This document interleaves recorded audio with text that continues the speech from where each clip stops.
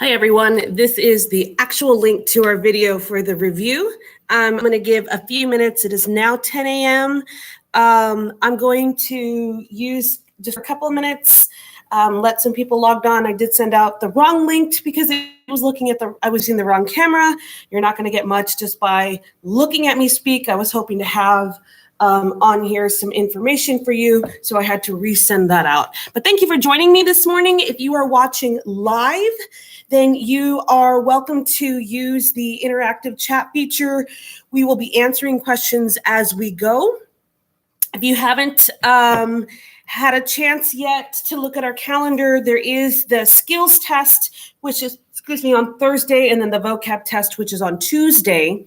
And so what I'm going to do for this is I'm going to break down what the test is going to be on. This is your skills test. So if you think of like your vocab test will be the matching vocabulary from Unit 1, and then the skills test is the multiple choice portion of the exam. Like I said, I did have to resend out that link, so I'm just going to give people about another minute or so. Because that other one was using the wrong camera, so you're not going to be able to see anything. I wanted to make sure that you guys can see what it is that I'm writing. If you needed to screen capture, if you needed to have any of this information, we wanted to make sure that you guys could see it.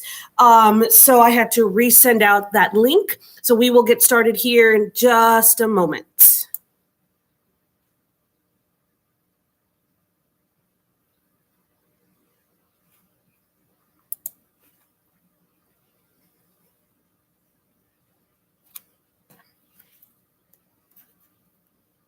I'm getting a few text messages from people where the link isn't live anymore. I'm just letting them know that I've resent it. The correct link. And then you guys are free to interact with us, ask questions as we are going through this. So you guys can answer that. If you need to watch this again, this is just going to be posted on our YouTube channel. You can watch it again at a later time if you don't, if there's something you wanted to look back on, or if you weren't able to join us, it is 10 a.m. on a Saturday. Who wants to get up at 10 a.m. on a Saturday? You can always watch this later, and then just check the documentation, the chat for the video and things that were asked, answers that we were given, that kind of stuff. Okay. So I'm going to start off by talking about your skills test review. As I mentioned, on your calendar on Tuesday, you have a vocabulary test. So the vocabulary test will be 100 points.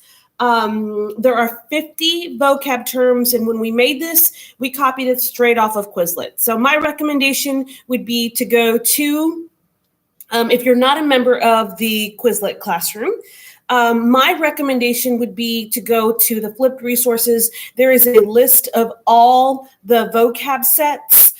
We copied and pasted it right off of Quizlet. It's going to be matching. That will be the test on Tuesday, 100 points.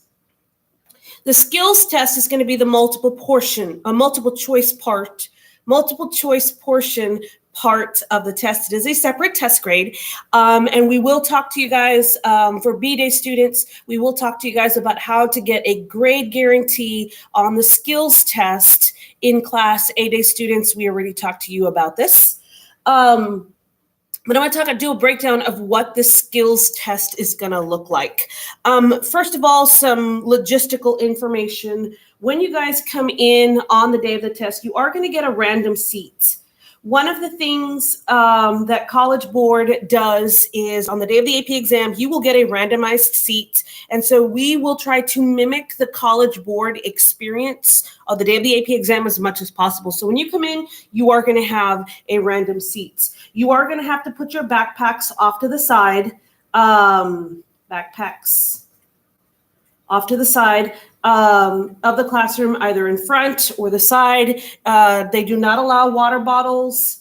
College Board does not allow the water bottles, snacks, things like that. You can't have it at your desk. So keep that in mind when you guys are coming in. So if you're coming in with like a grande iced caramel frappuccino or something to get power through this, we are going to ask that you put it off to the side. So make sure you've eaten your breakfast, you've eaten your lunch, you've drank your drink, whatever, and put it off to the side. We do try to mimic this as much as possible for the AP experience. We are going to give you a calculator. So the calculators that you guys are going to be using are these TI-30s. You are not allowed to use your own. You've got to use one of our calculators. And we will also provide for you a formula sheet. So you don't need to worry about bringing that. You are not allowed to use your own. You've got to use one of ours. So for this test, it is multiple choice and what we call grid-in. So a mathematic type question. There's no FRQ. There's no free response on this. It'll be just the multiple choice portion and that grid in as well. You will have 70 minutes for the test, and the test is 30 questions. Okay.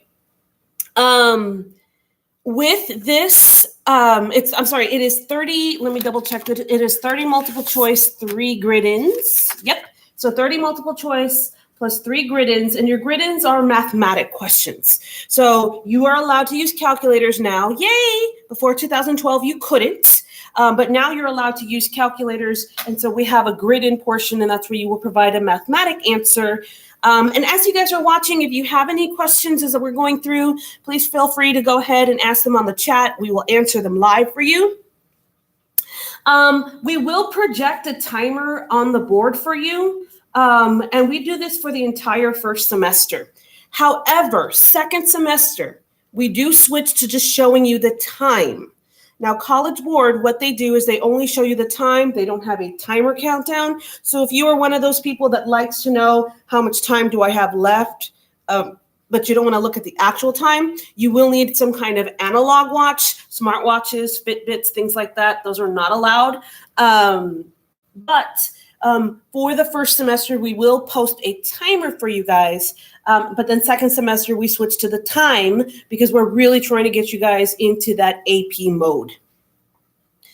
Okay, so now let's talk about the breakdown of the test itself. This is just some background logistical information about the exam.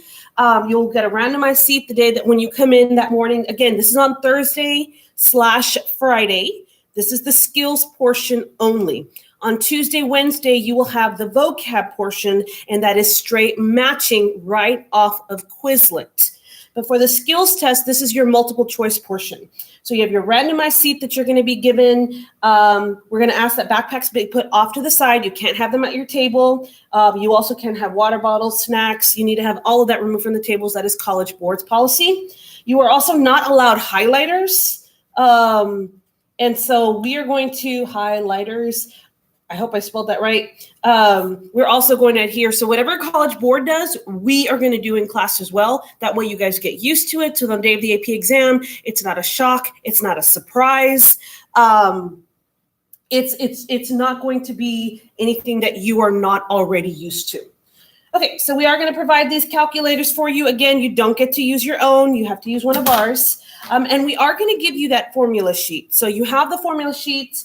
It's the same one that we use when we practice the chi-squares. They are laminated. It is a class set, so they will have that available for you. Then for the test itself, it'll be multiple choice and grid-ins. You have 30 multiple choice questions. You have 3 grid-ins. You'll have 70 minutes to complete the test itself. And since it is with first semester, we are going to have a timer set for you right off the bat. Okay, so now what I'm going to do is I'm going to get into the breakdown for the what the topics are themselves. Okay, and I see we have a question. It's asking, is the matching test going to be the same setup? No, it's not. Your matching test, that is the one on Tuesday. So the one on Tuesday is going to focus just on vocabulary. So this is your Tuesday, Wednesday test. This is vocab only. Nothing else. It's going to be matching vocab. So you're going to be given a word list, and on that word list, or you're going to be given a word list And then you're going to be given definitions, and then you're going to match the definitions pulled off of Quizlet with the word, with the words, and this is for the vocab from Unit 1. So I do recommend go to flipped resources, Unit 1, and there's a list of all the vocab terms that are that pertain to Unit 1. So that's the vocab test. It'll be matching only. You won't have to put your backpacks off to the side. This will be business as usual, just with a very hefty vocab assessment. And then that skills test is going to be the portion, the multiple choice portion as a separate test grade. So let's talk about what that's going to look like. First of all, the topics that we are going to cover include macromolecules,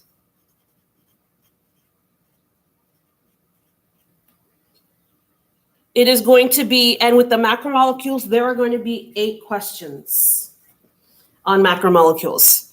For properties of water, there's going to be 5 questions. For ecology, this includes communities and population. So remember that there was 2 sections on ecology that we covered.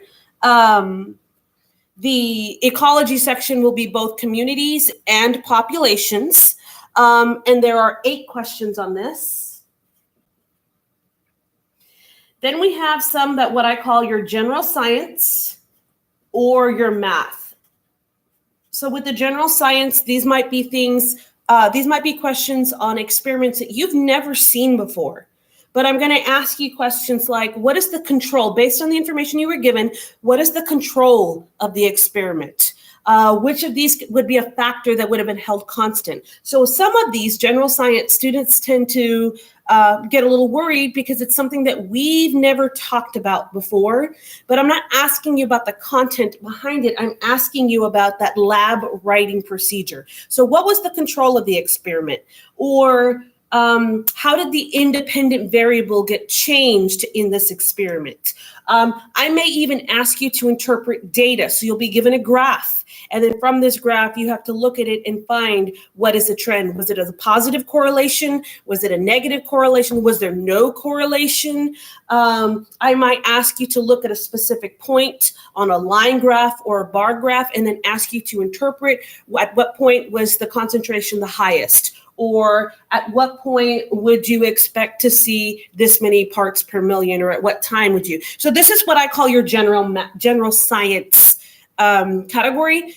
There's a lot of background reading with this, and then they give you some kind of data, and then they ask you to interpret it in some kind of way with that scientific method. Your math portions are going to be possibly like a chi-square, or possibly asking you to do something with sembars, interpret sembars. They may be just general math, like percentages, something that isn't necessarily tied to a topic that we have covered. But when you look at what the question's asking you, it's not asking you about content, it's asking you about your math and science skills. So your math and science skills is going to be science practice number 4, whereas your science skill is science practice number 3. So again, you're going to read some of these and think, wow, we didn't cover this in class. Well, did I miss notes that day? Was I absent? And I'm not asking you about the content. I'm asking you to interpret that general science. So what is the control? What is the dependent variable? Interpret this graph. At what point would you see X, Y, Z? And on this one, there's going to be 3 of them. And then the last one, for those of you guys who are in A Day, we started on evolution with the Miller-Urey and those cladograms. There are going to be some of those, and there are 7 questions on those. So a lot of times students ask where, I want to practice with these AP style questions. The vocab is not terribly difficult because that's right off of Quizlet. So the question is, where can I find and practice some of these questions that are going to be more at the AP level? So one of the things that we have provided in your notebook are some sample problems from College Board that are at the correct level, and we call these PQs. So in your notebook, you have sections that are titled PQ, which stands for practice questions, and we broke them up by topic. So what I've done is I've put in practice questions that are more at the AP level. There's a little bit of practice at the level 1 stuff, but there's also AP practice level questions on here. And so one of the things that I went through and found was the pages where you can get practice with all of these types of questions. Each of these is, they're linked on the Unit 1 flipped resources, but we're going to link them down below in here as well, and we'll provide other links for you guys. We'll have this typed up in a fancy Google Doc, but we'll also provide direct links to these answers. So if you guys want to practice some of these questions, go through. The answers will be posted on the true-false portions. We'll even highlight and explain why they were false, but we'll have all the answers highlighted on the exam. So for your skills test, one of the questions that was just asked is there a curve? Okay, we do not do curves. Curves are not allowed in Round Rock ISD. However, what we do have is a grade guarantee and an AP scale grading. Now, for that AP scale grading, what we do is we use this to help you as a student predict, if this were the AP exam, how would I do? So what that means is you don't need a perfect score to get 100. What that means is what we're going to do, or what we do is we compare students who have gotten a 5 in the past 6 years. I've been keeping data for 6 years, and I look to see students who got a 5, how do they typically do on this exam? Okay, on this particular exam. And then I compared that score with your score. Okay, so if a student gets a 5, they have X number of questions correct. Okay, whatever that number is, and I haven't figured out the scale because I wasn't quite prepared this morning as I should have been, but whatever that number is, whatever the students in the past who got a 5, it doesn't have to be a perfect score, but whatever that number is the equivalent of a 100 on this exam. So you don't need to get an actual 100 to get a 100 on the test. What you need is the same number of questions that the students who in the past have gotten a 5 to get that 100. So it's not a curve, it's an AP scale. And that the good thing is that means that the lowest grade, which on the AP scale would be a 1, so whatever number of questions that would be, that's going to be our 70 mark. So the students who get a 70 on this exam would have essentially had the same score as students who got a 1 in the past. Okay. If, however, there is a catch to this. You are not eligible for this AP scale unless your notebook check. Next week on Tuesday, I'm going to go through and check your notebooks. You have to have 80% or more of the material covered or that you've been assigned complete. Okay? Then, if you have that 80% of the notebook that we have done up to this point for the past 5 weeks, what we've been working on, you have 80% of that complete. If you have been keeping up with your work, then we will grade you on an AP scale. Okay, this is a grade guarantee. This is a safety net for you guys. But if you don't have your notebook complete, if you are not keeping up with the notebook portion and all the work that we are assigned, then then you don't get graded on an AP scale, and the grade you get is the grade we will put in the grade book. So I hope that answers your question, and I hope that really motivates you. You should have been keeping up with the work assigned anyway. And so even if you didn't get the last couple of assignments in, you would still be okay with your notebook check. The only reason you would not do well on this notebook check is because you haven't been finishing the work you've been assigned for homework or to complete in class. Now, if you have that done, then we will grade your test on an AP scale, which means you fall into a bracket And then once I have that bracket, I'll post that probably in the Google information doc that will attach to this in the little box below. We'll attach that link, but I don't have that scale off the top of my head. Okay, so I want to go through and go over where to find those practice questions with you guys. For macromolecules, you're looking at pages 63 to 66. Again, these are the practice questions that are written at AP level style. If in the Google Doc below, we will have a link to the answers for these. So I would recommend you go through, try them out, and then go and check your answers. For properties of water, we really don't have level 2 or level 3 questions because there haven't been that many released. So unfortunately, we really don't have that many of these, but I would recommend looking at the warm-up that we did on the day of the properties of water. I would recommend looking at that, but there aren't really very many level 2, level 3 type questions, unfortunately, so we don't really have them. We have practice questions in the notebook, but they're not at level 2, level 3. Ecology is going to be 2 sections. So for communities, it'll be 75 through 77. And for populations, it's 84 and 85. And again, these are those practice level 2 questions that are similar to what some of them were pulled from released AP exams. So they give you that practice that you need. For general science, 37 through 40, there are some practice questions there.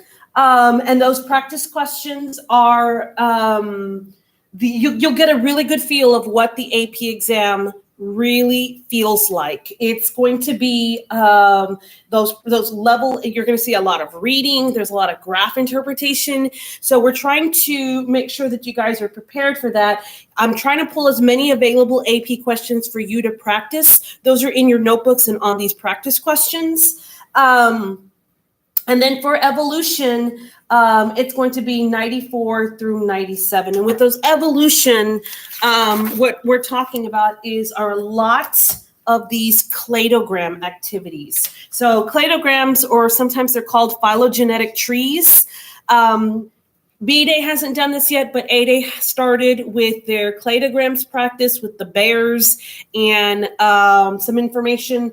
But there is a lot of these style questions where you're practicing interpreting these phylogenetic trees. This is great practice for not only for the AP exam, but every year on the FRQ, there seems to be a cladogram. So every year since 2012 minimum, there has been a cladogram. So we're going to practice these all years. It's nice to bring it in to talk about the macromolecules because that's what you can use to make these. But we're going to practice them all year simply because every year on the FRQ, the students are asked to complete a cladogram, phylogenetic tree. We use these terms interchangeably. So B-Day students, you haven't gotten this yet, but you will see our activity for next class. Our new activity is going to be this phylogenetic tree information. So I really highly recommend to get ready for this as you guys go through and look at those practice questions that were put in your notebook. These are the page numbers. And then we will post the answers to these. We will link the answers to these in the description box below. And one of the key things that we're hoping that you guys will do is if you have any questions, if you're not sure why something is the answer to something, you have until the day of this test to either email us, come by, swing by, talk to us before class. Again, before class, not when the bell rings. When the bell rings, we're already starting class. But come by and ask, like, hey, I've got a question on this. Why is it this answer, or why isn't it this answer? We've already found a couple of mistakes in one of the other ones. And so let us know. If you're like, hey, why is it this? I thought this was this. Like, oops, you're right. That's just, we highlighted the wrong answer. We're human too, not a big deal. You are correct, or we'll explain why that is the better answer compared to the other one. So as you're doing these, if you guys have any questions, email us, talk to us before, come in during tutorials, whatevs.